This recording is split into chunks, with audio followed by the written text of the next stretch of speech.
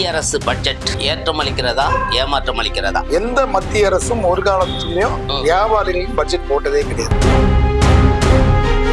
அப்ப இந்த மண்ணின் வணிகளை எப்படி காப்பாற்றணும்? இன்னைக்கு ட்ரம்ப் பதவி ஏற்றிருக்காரு. என்ன சொல்றாரு? எங்களுக்கு எங்க ஊர் தான் முக்கியம், இங்க வணிகம் பண்ணா எக்ஸ்ட்ரா டாக்ஸ் போடுவான்றாரு. வெளியூருக்காரன் இங்க வந்தீங்கன்னா நான் கையிலயும் காலையும் சங்கிலையும் போட்டு உன்னை அனுப்புவேன்றான். அவன் மண்ணின் மையத்துக்கு அவ்வளவு முக்கியத்துவம் கொடுக்குறான்ல, நீங்க ஏன் கொடுக்க மாட்டேன்றீங்க? ராஜாஜி சொல்லுவார், நான் அடிக்கடி சொல்லுவேன், வரி விதிப்புன்றது மலர்ல இருந்து தேன் எடுக்கிற தேனி மாதிரி எடுக்கணும். அதான் வரி விதிப்புனாரு. நீ அப்படி கூட எடுக்க தேவையில்ல, கடப்பாறை கொடுத்துருங்க. முத்ரா கடன் நீங்க போய் ஒரு முத்ரா கடன் வாங்கிருக்கலாம் பாப்போம். ஷூரிட்டி இல்லாம ஒரு அதாவது என்னைக்குமே ஒரு கஷ்டப்படுறவனுக்கு இந்த முத்ரா கடன்களோ அரசாங்கத்தோட மானிய கடன்களோ கிடைச்சதா எனக்கு தெரிஞ்ச வரலாறே கிடையாது. 90% உறுப்பினர்கள் கொண்டுள்ள விக்ரமராஜாவுடைய அமைப்பு ஆளுங்கட்சிக்கு கூட நிறைய அவங்க குறைகளை சொல்லலாமே. 90% பொய் கணக்கு, அதெல்லாம் அதே தப்பு. அவரு தலையாட்டுறதுக்கு ஒரு பொம்மை வேணும், ஒரு பணக்கார பொம்மை வேணும். அந்த பணக்கார பொம்மை விக்ரமராஜா என்ன சொன்னாலும் தலையாட்டுவார். சில்லறை வர்க்கத்துக்கு ஏரியால நிறைய குரல் எல்லாம் கொடுத்தாரு. என்ன குரல் கொடுத்தாரு சொல்லுங்க? அவர் சொல்லுங்க. திமுக ஆட்சிக்கு வந்ததுக்கு அப்புறம் அவர் என்ன குரல் கொடுத்தாரு? வணிகமணி பார்வையாளர்களுக்கு வணக்கம். மத்திய அரசு பட்ஜெட் ஏற்றம் அளிக்கிறதா ஏமாற்றம் அளிக்கிறதா? அடுத்ததாக நிறைய வரி விதிப்புகளை வியாபாரிகளை தள்ளாட வைக்கிறது தமிழ்நாடு அரசு. இந்த 2 சப்ஜெக்டுகள் பற்றியும் தமிழ்நாடு வியாபாரிகள் சங்க பேரவை ஒருங்கிணைப்பாளர் திரு அருண்குமார் அவர்களை சந்தித்து இது தொடர்பாக நம் கேள்விகளை கேட்கிறோம். வாருங்கள், அவரை சந்திப்போம். வணக்கம் சார். மத்திய நிதியமைச்சர் நிர்மலா சீதாராமன் அவர்கள் தாக்கல் செய்த நிதிநிலை அறிக்கை தமிழ்நாடை ரொம்ப வஞ்சிக்குது, ஒரு திட்டங்களும் கொண்டு வரல என்று முதலமைச்சர் கொண்டு எல்லா அரசியல் கட்சியினரும் விமர்சனம் வைக்கிறாங்க. அது நீங்க வணிகர்கள் வியாபாரிகள் சங்க மாநில அமைப்பாளர்கள் உங்களுடைய கருத்து என்ன? பொதுவாக நம்ம வியாபாரிகள் சங்கம்னு பார்க்கும்போது எந்த மத்திய அரசும் ஒரு காலத்துலயும் வியாபாரிகளுக்கு பட்ஜெட் போட்டதே கிடையாது. வியாபாரிகளுக்கு பட்ஜெட் போட்ட வரலாறு நீங்க எடுத்து பாத்தீங்கன்னா அப்படி ஒரு விஷயமே இருக்காது. அவங்க விவசாயிகளை பார்ப்பாங்க, தொழிலாளர்களை பார்ப்பாங்களே தவிர வியாபாரிகளுக்கு பட்ஜெட் போட்ட வரலாறே கிடையாது. நாங்க இந்த வாட்டி மத்திய அரசுக்கெல்லாம் கடிதங்கள்லாம் எழுதியிருந்தோம், கொஞ்சம் கன்சிடர் பண்ணுங்க. என்ன எதுக்காக அப்படின்னா, மத்திய அரசு தான் ஒரு அறிக்கையை வெளியிடுது. என்னைக்கு இந்த உலகமயமாக்கலை திறந்து விட்டதுக்கு அப்புறம், ஐயா யாரு நரசிம்மராவ் திறந்து விட்டாரு, மன்மோகன் சிங் அதை வளர்த்தாரு. இன்னைக்கு ஒரு ஆலமர விருட்சம் ஆயிடுச்சு. அவங்கதான் சொல்றாங்க சில்லறை வர்த்தகத்துல 56% ஆன்லைனோ கார்பரேட்டோ எடுத்துக்கிட்டாங்கன்னு நாங்க சொல்லல, அவங்கதான் அறிக்கை தாக்கல் பண்றாங்க. பல லட்சம் கோடி வருமானத்தை ஜெஃப் பெசோஸோட அமேசான் ஓனர் சம்பாதிக்கிறாரு, டிமார்ட் தமானி சம்பாதிக்கிறாரு, ரிலையன்ஸ் சில்லறை வர்த்தகத்துல வந்துருச்சு, எல்லாம் வந்துட்டாங்கன்னு அவங்கதான் சொல்றாங்க, நாங்க சொல்லல. சரி, அப்போ இந்த மண்ணின் மைந்தர்கள் மண்ணின் வணிகர்களுக்குன்னு ஏதாவது ஒரு பட்ஜெட் போடுங்க அப்படின்னு நம்ம ஒரு கோரிக்கை வச்சா, நாங்க அதெல்லாம் பண்ண மாட்டோம், கடை வாடகைக்கு 18% ஜிஎஸ்டி போடுவோம் அப்படின்ற பரிசை தான் நமக்கு அவங்க கொடுத்தாங்களே தவிர, சரி இந்த பட்ஜெட்லயாவது ஏதாவது ஒரு மானியம் கொடுப்போம், புதுசா அந்த ஸ்டார்ட் அப் நிறுவனம் மாதிரி புதுசா கடை வைக்கிறவங்களுக்கு ஏதாவது ஒண்ணு பண்ணுவோம், மத்த அந்த வரி விதிப்புல இருந்தா அவங்களுக்கு ஒரு விலக்கு கொடுப்போம்னு பண்ணா அந்த மாதிரி எதுவுமே வரல. அதிகபட்சம் என்ன பண்ணாங்க, இந்த நடைபாடை வியாபாரிகளுக்கு ஒரு 30,000 கடன் கொடுக்கணும்ன்ற விஷயத்து மட்டும்தான் வியாபாரிகளுக்கு வந்ததே தவிர மற்றபடி வியாபாரிகளுக்கு எதுவுமே பண்றது கிடையாது. இந்த ஜிஎஸ்டி நீங்க பாத்துருப்பீங்க, ஒரு 18% கடை வாடகைக்கு, அதாவது சர்வாதிகாரத்தோட உச்சகட்டம்னுவாங்க, அதான் கடை வாடகைக்கு ஜிஎஸ்டி. கடை விடுறவங்களுக்கு ஜிஎஸ்டி, கடை நடத்துறவங்களுக்கு, அதாவது அவங்க 19 அது ஒரு கடை வாடகைக்கு ஜிஎஸ்டின்னு போட்டாங்க 18%. அந்த ஒரு விஷயத்தை எதிர்த்து யாருமே போராடல. எங்க தமிழ்நாடு வியாபார சங்க பேர் தான் திருப்பூர்ல ஒரு மிகப்பெரிய ஒரு ஆர்ப்பாட்டத்தை நடத்துறோம். அப்புறம் எங்க ஆயக்கர் பவனை முற்றுகையிட்டோம். அதுக்கப்புறம் ஏதோ கொஞ்சம் முழிச்சுக்கிட்டு இந்த காம்பவுண்ட் டாக்ஸ் 1.5 கோடி கட்டுற வரையும் விலைக்குன்னு சொல்லி கொடுத்தாங்க. சின்ன வணிகர்கள் ஓரளவு அதுக்குள்ள வந்துருவாங்க, ஒரு 70-80% வணிகர்கள். அதே ஒரு பெரிய விஷயமா தான் பார்க்க முடியுது. எந்த அரசு நம்மளோட கூக்குரல் ஏற்று அதை நிறைவேற்றுறாங்க, மத்திய சர்க்காரா இருக்கட்டும் மாநில சர்க்காரா இருக்கட்டும், யாரும் நிறைவேற்றுறாங்க? யாரும் நிறைவேற்றல. சரி, ஏதோ பொண்ணு வைக்கிற இடத்துல பூ வச்சா சரின்ற மாதிரி காம்பவுண்ட் டாக்ஸ் கட்டவங்களுக்கு மட்டும் ரிலீஃப்னாங்க. அது வரையும் சந்தோஷம். பெருநிறுவனங்கள் பொதுவா அதை அவங்க ரிட்டர்ன் எடுத்துருவாங்க, அதனால அவங்களுக்கு அது பெருசா தெரியாது. சின்ன வியாபாரிக்கு ஒரு 18% ஜிஎஸ்டினா அது இப்ப ஹவுஸ் ஓனர் நம்ம இந்தியாவை பொறுத்தவரையில அவங்களுக்கு அந்த ஜிஎஸ்டி அப்ளை ஆகுதுலாம் தெரியல. ஹவுஸ் ஓனர் பொறுத்தவரை அப்ப அரசு 18% போச்சு. இவன் ஜிஎஸ்டியே கட்ட மாட்டான். ஹவுஸ் ஓனர் ஜிஎஸ்டியே கட்ட மாட்டான். ஆமா. என்ன பண்ணுவான், 10,000 வாடகை நீ 2,000 எக்ஸ்ட்ரா கொடுன்னு சொல்லிட்டு 12,000 ஆக்கிடுவான். அப்போ 12,000 ஆக்கணும்னா அந்த 2,000 வியாபாரி இந்த இதுல எடுப்பான், மக்கள்கிட்ட விலை அதிகமா வைக்கிறோம். உடனே மக்கள் என்ன பண்ணுவான், ஐயோ இவன் கொள்ளடிக்கிறான்வான். இயல்பா தானே. அங்க டிமார்ட்ல 10 ரூபாய்க்கு பொருள் விற்கிறான், அண்ணாச்சி 12 ரூபாய்க்கு விற்கிறான்வான். அமேசான்ல 100 ரூபாய்க்கு பொருள் விற்கிறத இவன் 120 ரூபாய்க்கு விற்கிறான்வான். அது எப்படின்றத கூட யோசிக்க மாட்டாங்க. அப்போ கொள்முதல் விலையோட கம்மியா விற்கிற நிறுவனங்கள்லாம் இருக்கு. இப்போ நீங்க எலக்ட்ரானிக் பொருள் எடுத்தீங்கன்னா ஒரு 10,000 ரூபாய் கடையில டிவி வித்தா அமேசான்ல நீங்க 8,000 ரூபாய்க்கு வாங்கலாம். அது யாரு கட்டுப்படுத்தணும்? அரசாங்கம் தான் கட்டுப்படுத்தணும். இதுவரை அதை பத்தி அவங்க பேசினதே கிடையாது. இப்போ ஜிஎஸ்டி வந்ததுக்கு அப்புறம் இன்னும் விலை ஏற்றதான் செய்யும். அப்போ இந்த மண்ணின் வழிகளை எப்படி காப்பாற்றணும்? இன்னைக்கு ட்ரம்ப் பதவி ஏற்றிருக்காரு. என்ன சொல்றாரு, எங்களுக்கு எங்க ஊர் தான் முக்கியம், இங்க வணிகம் பண்ணா எக்ஸ்ட்ரா டாக்ஸ் போடுவேன்றாரு. வெளியூருக்காரன் இங்க வந்தீங்கன்னா நான் கையிலயும் காலையும் சங்கிலியும் போட்டு உன்னை அனுப்புவேன்றா. அவன் மண்ணின் மைந்தன் அவ்வளவு முக்கியத்துவம் கொடுக்குறான்ல, நீங்க ஏன் கொடுக்க மாட்டேன்றீங்க? ஏன் ஒட்டு மொத்தமா வியாபாரத்தை பன்னாட்டு நெல்ல கூட்டி கொடுக்குறீங்க அப்படின்ற ஒரு கேள்வியை தான் நம்ம எழுப்புறோம். எங்களுக்கு நீங்க சலுகை தரலாம் பரவாயில்ல, எங்களை கஷ்டப்படுத்தாதீங்கன்றோம். சரியா? அப்போ அரசு இந்த மாதிரி ஒரு வரியை விதிக்கும் போது சம்பந்தப்பட்டவர்களை கூப்பிட்டு கேட்கணும், இன்னைக்கு வியாபாரம் எந்த அளவுல இருக்கு. இப்போ 18% ஜிஎஸ்டி கட்ட முடிஞ்சா அதை கட்டக்கூடிய கேப்பபிலிட்டி உங்களுக்கு இருக்கான்னு யோசிக்கணும்ல. ஓகேவா? ராஜாஜி சொல்லுவார், நான் அடிக்கடி சொல்லுவேன், வரி விதிப்புன்றது மலர்ல இருந்து தேன் எடுக்கிற தேனி மாதிரி எடுக்கணும். அதான் வரி விதிப்புன்னாரு. நீ அப்படி கூட எடுக்க தேவையில்ல, கடப்பாறை கொடுத்துருங்க. 12 லட்சம் வரைக்கும் வந்து நீங்க வரி கட்ட வேணான்னு ஒரு இது கொண்டு வந்தாங்க. ரெண்டாவது வந்து 2 கோடி ரூபாய் வரைக்கும் கடன் வாங்கலாம். அதுக்கு வந்து எம்எஸ்எம்இ செக்டர்கள்னாங்க. அது சிலர் வரவேற்பு கூடியதுன்றாங்க, சிலர் அவங்களுக்கு பண்ணதுக்கு வங்கிகள் சரியான கடன் உதவி கொடுக்க மாட்டாங்கன்றாங்க. அதை பத்தி உங்க கருத்து? அதாவது இந்த கடன் ஒரு மாய உலகம் தான். முத்ரா கடன் நீங்க போய் ஒரு முத்ரா கடன் வாங்கிருங்களா? நல்ல பயன் வாங்கிருக்கலாம் பாப்போம். ஷூரிட்டி இல்லாம கொடுக்க ஒரு அதாவது நானும் இந்த முத்ரா கடன் ஏதோ வீடியோல வந்துச்சு. ஏன்னா கடைக்காரன் எப்படின்னா பொதுவா இந்த வட்டிக்கு போட்டு அழிஞ்சிருவான், தண்டல் வாங்கி இன்னொன்னு இன்னைக்கு வந்து மைக்ரோ பினான்ஸ் கம்பெனி வந்துச்சு. அவன் தண்டலோட மோசமானாரு. நல்லா தெரியுங்க, இந்த மைக்ரோ பினான்ஸ் தண்டலோட மோசம் நிறைய வந்திருக்கு. எத்தனையோ பேர் தற்கொலை, இந்த பஜாஜா இருக்கட்டும், ஐடிஎஃப்சி, எவ்வளவு மைக்ரோ பினான்ஸ் நிறுவனம் வந்தாலும் இவனுக்கு அதோட வட்டி 22% வட்டி 23% வட்டின்னு போட்டு நம்மளும் பன்னாட்டு போட்டியிட கடையை அழகு படுத்தணும், அதை போடணும்னு சொல்லிட்டு ஏதோ ஒரு வகையில வாங்கிடலாம். ஆனா இந்த மானிய கடன்கள்லாம் ஒரு போதாவது கஷ்டப்படுறவன் கிடைச்சத வரலாறு உண்டா? அவன் ஒரு லாபி வச்சிருப்பான், அவனுக்கு தெரிஞ்சவனுக்கு என்னைக்குமே ஒரு கஷ்டப்படுறவனுக்கு இந்த முத்ரா கடன்களோ அரசாங்கத்தோட மானிய கடன்களோ கிடைச்சதா எனக்கு தெரிஞ்ச வரலாறே கிடையாது. அது எப்படி வாங்கணும்னு கூட எங்களுக்கு தெரியாது. போய் பேங்க் மேனேஜரை கேட்டா இல்ல நாங்க கொடுக்கறதுல என்னவான். மத்திய அரசு என்ன சொல்லும், எல்லாருக்கும் நாங்க முத்ரா கொடுத்துட்டோம், இலக்கை அடைஞ்சிட்டோம்னா யாரு கொடுத்து எந்த இலக்கை அடைஞ்சாங்கன்னு எங்களுக்கு தெரியல. அதே மாதிரிதான் இந்த 2 கோடி கடனா யாரு கிடைக்க போகுது? இப்போ நான் இருக்கிறேன், உங்க பத்திரில கொடுக்குறேன், எனக்கு கொடுத்துருவாங்களா? நான் எங்க சங்கத்துல இருக்க ஒரு 1000 பேருக்கு கொடுக்குறேன், கஷ்டப்படுற வியாபாரி 1000 பேருக்கு முத்ரா லோன் நீங்க கொடுத்துருவீங்களா? கொடுக்குறேன்.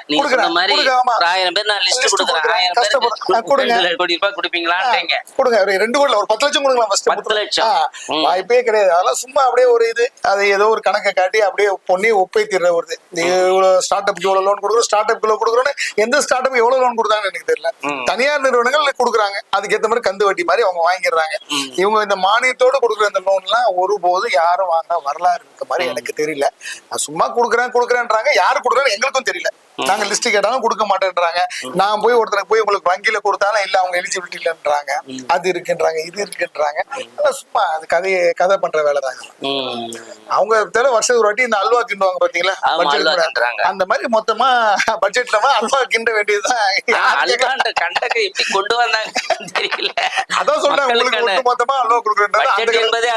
அல்வாதான். ஆமா, அதான் கஷ்டப்படுறவனுக்கு ஒரு காலத்துல ஒன்னும் கிடைக்க போறது கிடையாது. லோனும் கிடைக்காது, ஒன்னும் கிடைக்காது. இருக்கிறவன் வேற ஒரு பேர்ல அந்த லோனை வாங்கி அனுபவிச்சுப்பான், அவ்வளவுதான். அதுதான் உண்மை. நீங்க சொல்ற மாதிரி பாத்தீங்கன்னா குறைபாடுகளை சுட்டி காட்டுறீங்க, சில போராட்டம் ஆர்ப்பாட்டம் பண்றீங்க.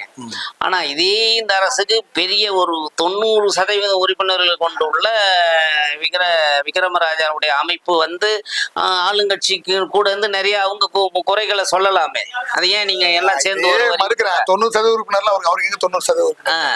அவரு வந்து ஒரு பைனான்ஸ் கம்பெனி நடத்துறாரு, பண லாபில பெரிய அளவுல இருக்காரு, பணக்காரங்க அவர் கூட இருக்காங்க. 90% பொய் கணக்கு, அதெல்லாம் அதே தப்பு. அவரு அரசாங்கத்துக்கு அவர் லாபி பண்றாரு. ஓகேங்க. அரசாங்கத்துல லாபி எல்லாருமே அவங்களுக்கு ஒரு ஆளை வச்சிருக்காங்க, அவரை கூட வச்சிருக்காங்க, அவ்வளவுதான். மத்தபடி வேற ஒண்ணு 90% அவர் கிடையாது.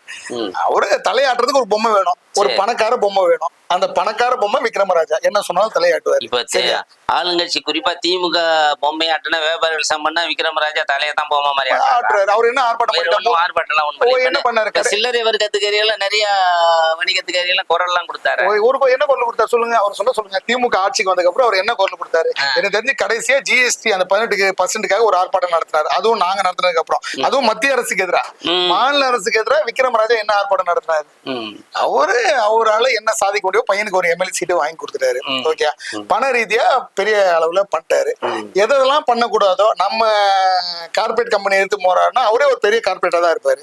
இப்போ சமீபத்துல ஒரு கடை திறந்தாரு, சூப்பர் மார்க்கெட். அவரு சூப்பர் ஒண்ணு திறந்தாரு, எல்லாருக்குமே தெரியும்.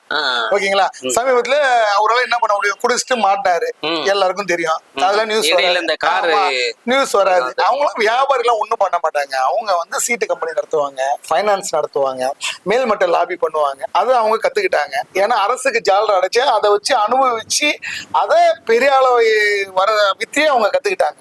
வியாபாரிக்கு போராடின வரலாறு இருக்காங்க, அது நீங்க தான் சொல்லணும். வியாபாரிகளுக்காக இந்த அமைப்பு இத்தனை போராட்டம் பண்ணிருக்கு. 3 வாட்டி மின் கட்டணம் உயர்த்தி இருக்கு. ஒரு ஆர்ப்பாட்டம் பண்ணதுல நான் பண்ணியிருக்கேன். சொத்து வரிக்கு எதிராக உயர்வுக்கு எதிராக நாங்க ஆர்ப்பாட்டம் பண்ணிருக்கோம். ஜிஎஸ்டி வரி உயர்வுக்கு எதிராக நான் ஆர்ப்பாட்டம் பண்ணிருக்கேன். லூலு ஷாப்பிங் மாலுக்கு எதிராக நாங்க அமைப்பு ஆர்ப்பாட்டம் பண்ணிருக்கேன். அந்த மாதிரி சொல்லுங்க. அவரை உட்காந்து இந்த மாதிரி நீங்களே கூப்பிட்டு என்னையும் விக்ரமராஜா வச்சு பேட்டி எடுங்க, என்ன பண்ணுன்னு கேளுங்க. அவருக்கு மேல்மட்ட செல்வாக்கு இருக்கு, அதை பயன்படுத்திக்கிறாங்க, தெளிவா இருக்கிறாங்க. ஓகேவா, ஒரு சீட்டு அவருடைய மகனுக்கு வாங்கி தர அளவுக்கு அவருடைய செல்வாக்கு மேல்மட்டத்துல அவர் உயர்த்திக்கிட்டாரு. அதுல வேணா அவரை நீங்க பாராட்டுங்க. ஆனா 90% வியாபாரிங்க கிட்ட இருக்காங்கன்றதெல்லாம் போய் கணக்கு. உங்களை மாதிரி ஊடகவியலாளர் அப்படி சொல்ல வைக்கிற அளவுக்கு அவருக்கு இருக்கு. என்ன 90% அவருக்கு இருக்கு? சொந்த ஆபீஸ் கேக்கு நகர்ல பெரிய மல்டி ஸ்டோரேஜ் ஆபீஸ் திறந்திருக்காரு. இன்னைக்கு நிறைய பேர் பெரிய ஆட்கள் பெரிய நிறுவனங்கள் எல்லாம் அவரு சப்போர்ட்டடா இருக்காங்க. திறந்துக்கு நாங்களாம் விழாவுக்கு போனோமே, பெரிய அமைப்புன்னதால தான் நம்ம ஒரு முதலமைச்சரே திருச்சியில் நடந்த மாநாட்டுல கலந்துக்கிறாரு. அப்போ ஒரு செல்வாக்கு இல்லாதவர்கிட்ட எப்படி ஒரு முதலமைச்சர் கலந்துக்குவாரு? இது ஒரு நியாயமான கேள்வி. திமுக அரசு அவருக்கு ஜாலர் அடிக்க ஒரு ஆள் வேணும். வணிகர்கள் நல்லா இருக்காங்களா? நல்லா இருக்காங்க.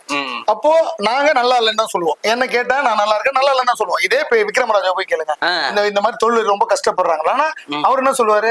கஷ்டப்படுறாங்களா சொல்லுவாரு. கஷ்டப்படுறேன் நான் தான் சொல்லுவேன், விக்ரமராஜா சொல்ல மாட்டாரு. அப்போ முதல்வர் எந்த மாநாட்டுக்கு வருவாரு? எங்க மாநாட்டுக்கு வருவாரா? ஒரு அப்பாயின்மெண்ட் கூட கொடுக்க மாட்டாரு எங்களை பாக்குறதுக்கு.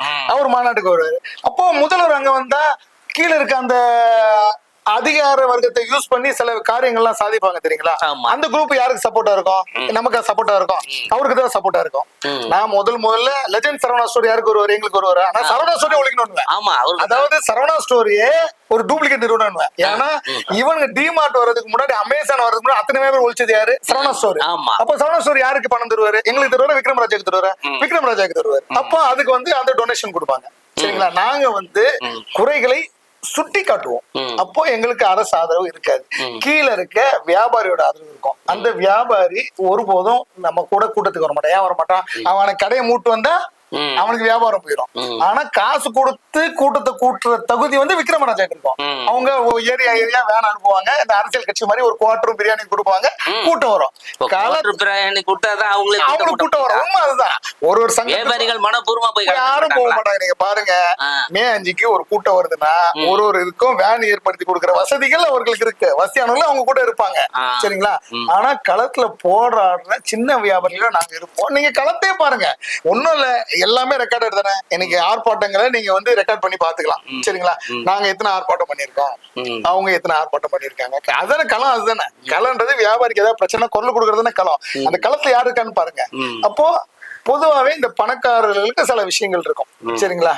அது ஆட்டோமேட்டிக்கா அவருக்கு அமைதியை தவிர அவர் ஒரு பெரிய சங்கம்னு சொல்லிட்டு உங்களை மாதிரி ஊடக சொல்றதே எங்களுக்கு ஒரு பெரிய மனசு கஷ்டம்.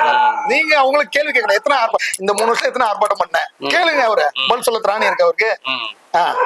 சொந்தமா கட்டடம் வச்சுன்னா பெரிய ஆளுனா அப்போ அம்பானி ஆர்ப்பாட்டம் சின்ன நிறுவனங்கள் தான் ஆர்ப்பாட்டம் பண்ணும். நாங்க பெரிய நிறுவனம் வச்சிருக்கோம், அதால நேரடியா சிஎம் கிட்ட சொல்லி எங்க வேலையை முடிச்சுக்கிறோம், வியாபாரிகள் பிரச்சனை தீர்த்துறாங்கன்னு சொல்லலாம் இல்லையா? தீருங்க. இப்ப தொழில் வரி 3 வருஷம் சேர்த்து கட்டணும்ன்றாங்க, தீருங்க. முதல்வர் அறிக்கை கொடுத்து சொல்லுங்க. ரவுடிச பிரச்சனை இருக்கு, கஞ்சா கேட்டு மாமல் கேட்டு பண்றான் தினமும் கடையில. 1980 எங்க தலைவர் 1980 எதுக்கு நடத்துறாங்க இந்த மாதிரி ரவுடி பிரச்சனை இருக்குன்னு தான் வியாபார சங்கமே தோணுச்சு. என்ன பிரச்சனைக்கு தீர்வு கண்டுட்டீங்க? தினமும் லஞ்சம் அது பேர் என்ன சொல்றாங்க, மாமூல் கொடுத்து கடை அடிக்கிறான், உடைக்கிறான், வெட்டுறான், என்ன தீர்வு கண்டுட்டீங்க? சொல்லுங்க. இப்ப நேத்து கூட ஒரு கடை ஒரு பிரச்சனை நீங்க பாத்திருப்பீங்க. ஓட்டர்ல ஒரு வியாபாரி வெட்டி கொண்டாங்க மாமூல் கேட்டு, என்ன தீர்வு கண்டுட்டீங்க? சொல்லுங்க, என்ன தீர்வு கண்டுட்டீங்க? சொல்லுங்க. இன்னைக்கு உங்களால முடியுமா? இந்த தொழில் வரியை குறைக்க முடியுமா? உங்களுக்கு திராணி இருக்கா? முதல்ல உங்களால கோரிக்கை வைக்க முடியுமா? ஃபர்ஸ்ட் சொல்லுங்க. நாங்க வச்சிருக்கோம். உங்களால ஒரு ஆர்ப்பாட்டம் பண்ண முடியும்? எதிர்த்து நான் தொழில் இருக்கு எதிராக ஒரு ஆர்ப்பாட்டம் பண்ணேன். ஒரு ஆர்ப்பாட்டத்தை பண்ணிடலாம். தொழில் இருக்கு எதிராக மத்திய அரசுக்கு எதிராக பண்றது வேற. மாநில அரசுக்கு எதிராக என்ன பண்ணுனீங்க? வியாபாரிக்கு என்ன பண்ணி கொடுத்துட்டீங்க? அதுதான் நம்ம கேட்கறோம். சரி, உங்க பையன் சட்டமன்ற உறுப்பினர் தானே, வியாபாரிகளே இன்னைக்கு பேசிருக்காரா? பேசுன குரல் கொடுத்தாரா? எவ்வளவு இது ஏங்க ஜிகே மணி லிஸ்ட்ல பாத்தீங்கன்னா அதிக கேள்வி கேட்டவருன்னு விக்ரமராஜா பையன் பேர் தானே சொல்றாங்க. ஆமா, என்ன கேள்வி கேட்ட? வியாபாரிகள் சங்கமா கேட்கலையா? வியாபாரிகள் ஓட்டால் தானே ஜெயிச்சிங்க. இப்போ நீங்க திமுக எப்படி சீட்டு வாங்கினீங்க? உங்க பையனுக்கு நாங்க கூட அந்த டைம்ல ஆர்ப்பாட்டம் பண்ணோம். ஒட்டுமொத்த வணிகர்ல அடமான வச்சு சீட்டு வாங்கினீங்க. இது தனி மனித தாக்குதலா நீங்க நினைக்கிறீங்க? நீங்க கேட்டதுனால நான் சொல்றேன். என்ன கேள்வி? வியாபாரிகளுக்கு என்ன பேசிருக்கீங்க? இதோ கோயம்பேடு அவரோட சட்டமன்ற தொகுதியில் தான் வருது. கோயம்பேடு வியாபாரிகள் நலனுக்காக என்ன பண்ணிட்டீங்க? சரிங்க, இன்னைக்கு கோயம்பேடு இடம் மாறுதுன்னு சொல்றாங்க. அந்த அளவுக்கு இருக்கே தவிர வியாபாரிகளுக்காக என்ன குரல் கொடுக்கப்பட்டது? சரி, நீங்க என்ன குரல் கொடு? அதுதானே நாங்க கேட்போம். அதாவது ஊடகங்களும் எப்படி இருக்குன்னா, இன்னைக்கு ஒரு நபர் பணக்காரரா இருக்காரா, அவரை தான் போக்கஸ் பண்றாங்க. ஓகேங்களா? ஒரு அடிப்படையில ஒரு வியாபாரி சங்கம் எதுக்கு போராடுதோ அவங்க செய்திகளை கூட வெளியிட தயங்குறாங்க. இன்னைக்கு திமுகவோட ஆதரவு நிலைப்பாடு என்ன இருக்கோ அதுதான் ஊடகங்களை செய்தியாக்கப்படுகிறது. முதல்வருமே அப்படித்தானே இருக்காரு. இப்போ நம்மளே இவ்வளவு போராட்டம் பண்ணிட்டு கூப்பிட்டு கேட்கலாம், என்னப்பா பிரச்சனைன்னு சொல்லிட்டு என்னை கூப்பிட்டு கேட்டாரு. ஒரு நாளும் கூப்பிட்டு கேட்டது இல்ல. இதுவே நாங்க முதலமைச்சர் ஜால்ல அடிச்சிருந்தால் கண்டிப்பா இன்னைக்கு நீங்க என்ன சொல்லிருப்பீங்க? 90% ஆதரவு இருக்கிற தமிழ்நாடு வியாபார சங்க பேரவைன்னு இருப்பீங்க. ஓகேவா? அதான் உண்மை. அப்போ மக்களும் திருந்தணும், ஊடகங்களும் திருந்தணும் அப்படின்ற கேள்விதான் நான் சொல்லுவேன். 100% நாங்க சொல்லல. ஒரு பேட்டியில விக்ரமராஜா சொன்னாரு 90% என்கிட்ட தான் இருக்காங்க, ஒரு 10% உதிரிகள் இருக்கிறாங்க. நீங்க விக்ரமராஜாவே உதிரிதாங்க சொன்னாரு. அவரு என்ன பண்ணாரு? பதிவு பண்ணாரு. நீங்க மறுபடியும் சொல்லுங்க. நீங்களே ஒரு உதிரிதான். 30 வருஷத்துல அவர் ஒரு சாதாரண கேக்க நகருக்கு தொகுதி தலைவரா இருந்தா எங்க தலைவர் கூட. ஓகே, அது வெள்ளையன்னு அதுக்கப்புறம் அதை வளர்த்தாரு. இவர் வந்தாரு. 30 வருஷத்துல இவ்வளவு பெரிய பணப்பலம் எப்படி வந்து அவரை கேளுங்க. என்ன தொழில் செய்து நீங்க சம்பாதிச்சுன்னு அவரை கேளுங்க. வெள்ளையனை இறந்துட்டாரு, அவரை பத்தி நம்ம கூட சொல்ல முடியாது. வியாபாரியை முதல் அடிச்சது வெள்ளையன். இன்னைக்கு இருக்கு பாத்தீங்களா இந்த பழமுதிர் சோலையில, அது முதல் கொண்டு வந்து யாரு கொண்டு வந்தா? அவர் தான் கொண்டு வந்தார் அந்த கான்செப்ட பெரம்பூர்ல. ஆமா, அது உண்மைதானே. இது எந்த ஊடகங்களும் பேசிருக்கீங்களா? எங்க வியாபாரி கேட்கதான் வியாபாரி சங்கம் இருக்கணும். அப்போ நீங்களே இதை பண்ணலாமான்னு கேட்கலாம்ல. அவரால் ஒரு சரவணா ஸ்டோர், நான் இப்போ சொல்றேங்க, சரவணா ஸ்டோர் வியாபாரிகளை அழித்தது. அவர் சொல்லுங்க பாப்போம். சொல்ல மாட்டேன். பலாப்பழத்தை கட் பண்ணி சரவணா ஸ்டோர்ல விற்கிறா. ஒரு பலாப்பழத்தை ரோட்ல ஒரு சின்ன வியாபாரி பலாப்பழத்தை கட் பண்ணி சரவணா ஸ்டோர்ல விற்கிறா.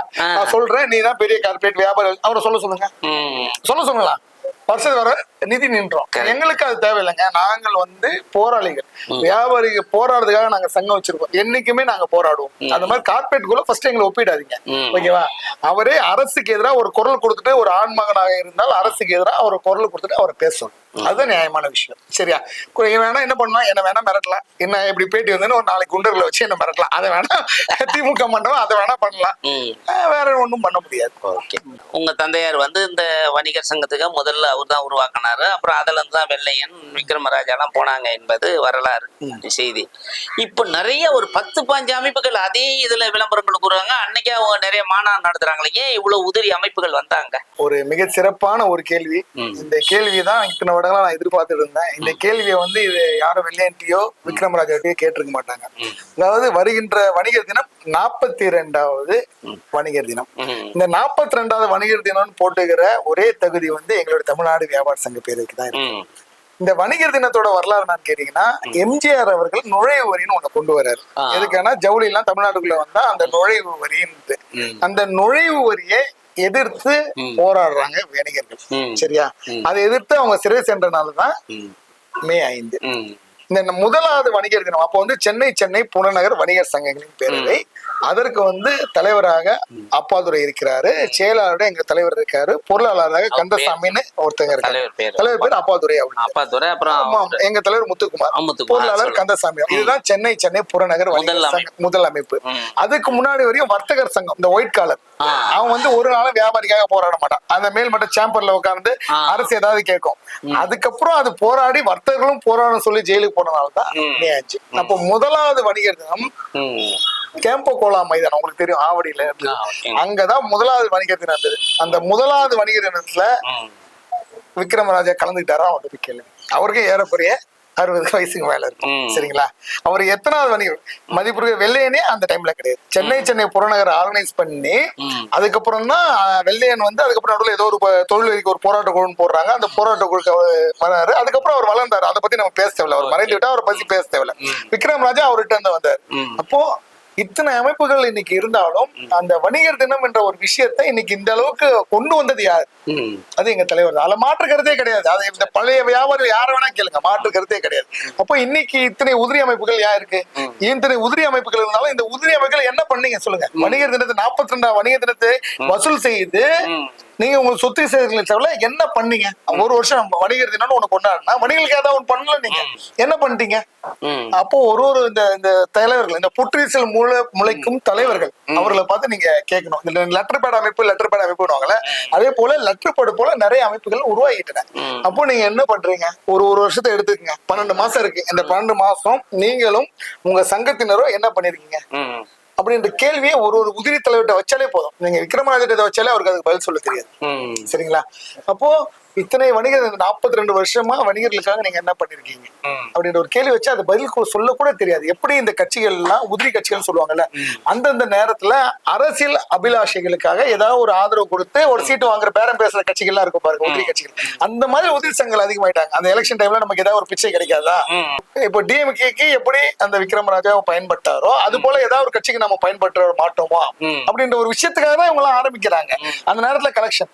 இப்போ வியாபாரிகள் ஒரு பெருமூலையிட்ட போனா அவங்க கேள்வியெல்லாம் கேட்க போறதில்ல, ஏதோ ஒரு கலெக்ஷன் கொடுத்துட போறாங்க. அப்போ வணிகர்கள் சிந்திக்கணும், நமக்காக யாரு பாடுபடுறா, நமக்காக யாரு கைதாகிறா, நமக்காக யார் ஆர்ப்பாட்டம் பண்றா அப்படி ஒரு சிந்தனை தெளிவு என்னைக்கு வருதோ அன்னைக்கு இவர்கள் எல்லாம் ஓரம் கட்டப்படுவார்கள். எப்படி காசு வாங்கிட்டு ஓட்டு போட்டு ஜெயிச்சிடுறாங்களோ, சரியா, அந்த நேரத்துல ஜெயிச்சிடுறாங்கல்ல அவங்க, அந்த வெற்றி ஒண்ணுதானே உங்களுக்கு இலக்குன்ற மாதிரி இருக்கு.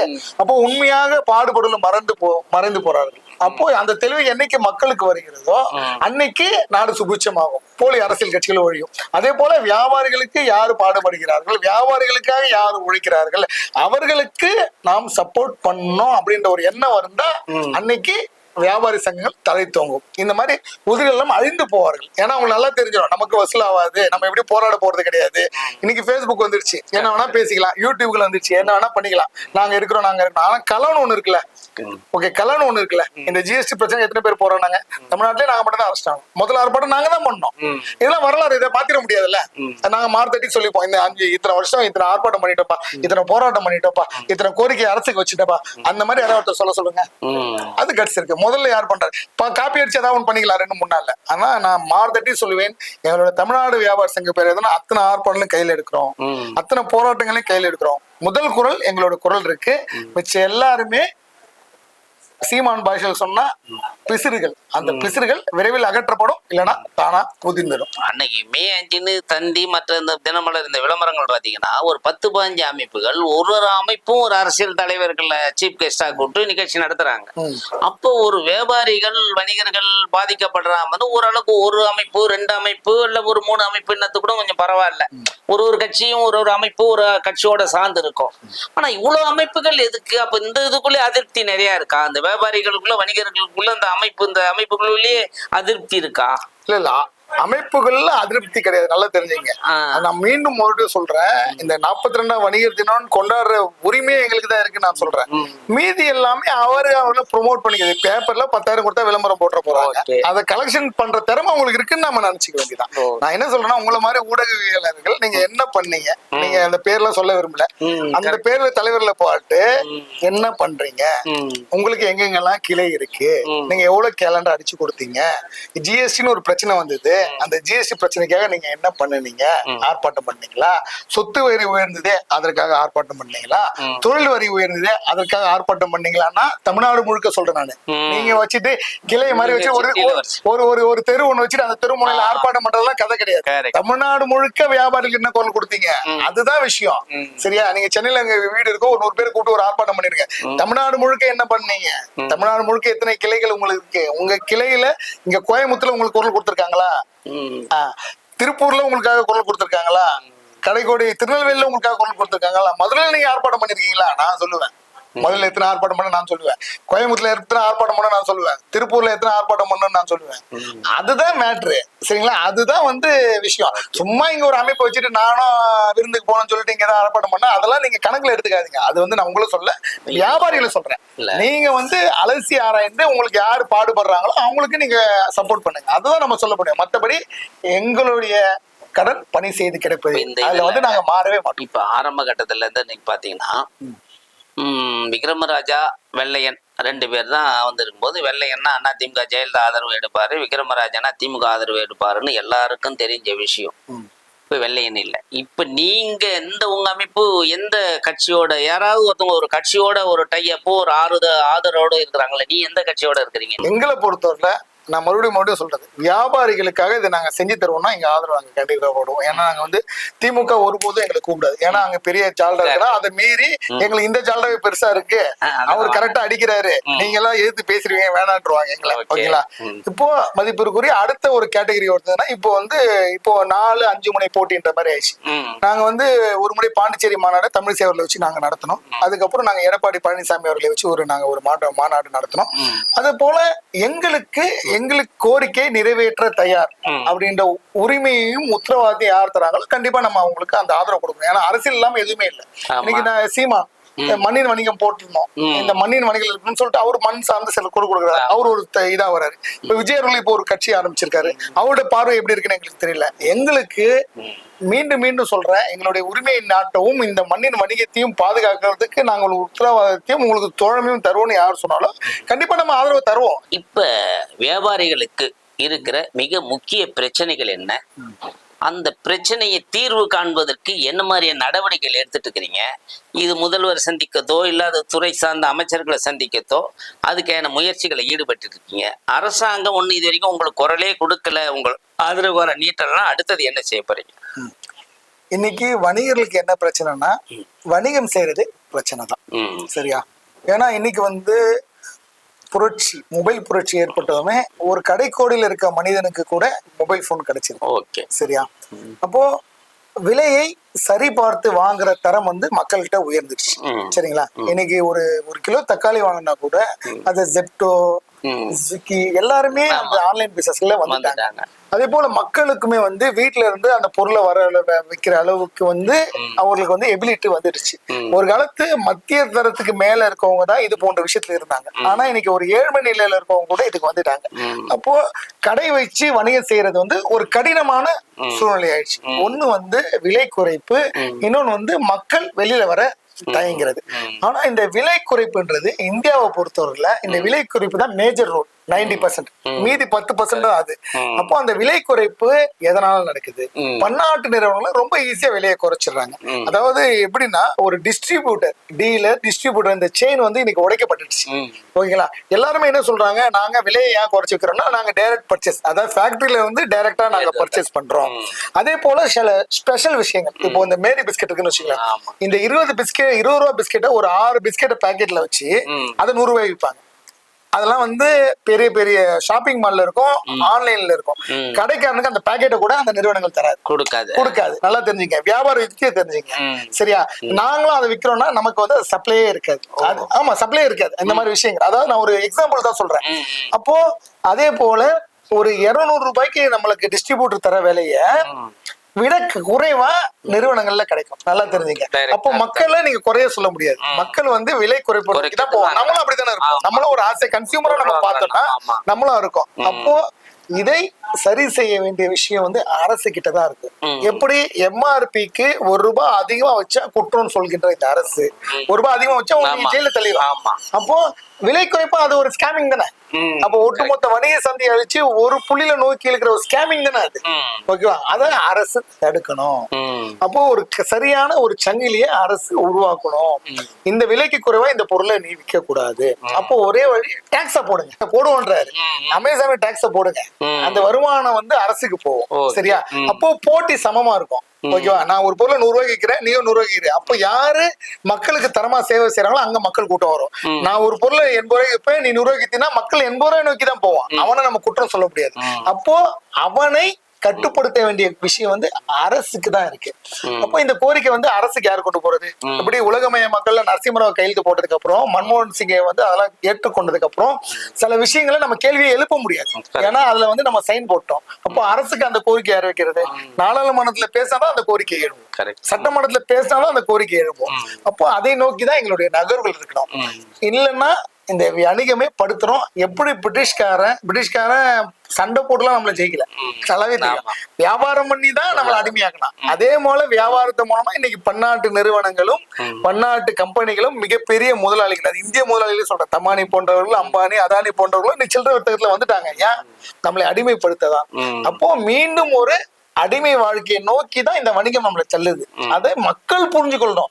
5 ரூபாய் 10 ரூபாய் எக்ஸ்ட்ரா இருந்தாலும் உங்க மண்ணின் வணிகர்கிட்ட நீங்க பொருளை வாங்குகின்ற ஒரு கோரிக்கையை நம்ம மக்கள்கிட்ட தொடர்ந்து வச்சுட்டு இருக்கோம். அந்த கோரிக்கையை அரசுக்கும் அந்த கோரிக்கை வைக்கிறோம். எப்படி சாதி கட்சிகள் வந்து அரசுக்கு வந்து சொல்றாங்களே, எங்களோட இந்த கோரிக்கையை நீங்க நிறைவேற்றினாதான் நாங்க வந்து உங்களுக்கு ஓட்டு போடுவோம்னு சொல்லிட்டு அவங்களை கேட்டுக்கிறாங்களே, அந்த மாதிரி ஒரு கோரிக்கையை வணிகர்களை ஒருங்கிணைச்சு வைக்கணும். ஏன்னா வணிகர்ல இத்தனை லட்சம் வணிகர் இருக்கும்பா, இவ்வளவு ஓட்டு போடுறோம்பா, எங்களுக்கு இதை நிறைவேற்றி போடுப்பா அப்படின்ற ஒரு கோரிக்கையை வச்சா மட்டும்தான் இனிமேல் செய்வி எடுப்பாங்கன்னு நினைக்கிறேன்.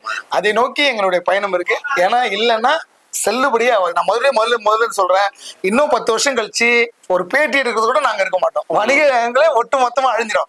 வணிகர்கள் அழிஞ்சா வணிகர் சங்கத்துக்கு வேலை இல்லை. அதை நோக்கி இந்த வணிகர்ல வந்து தயவு செய்து உங்களுக்கு யாரு பாடுபடுறாங்களோ அவங்களுக்கு நீங்க சப்போர்ட் பண்ணுங்க அப்படின்ற ஒரு கோரிக்கையை வணிகர்கள்ட்ட வச்சுக்கிறோம். இதுதான் தீர்வு.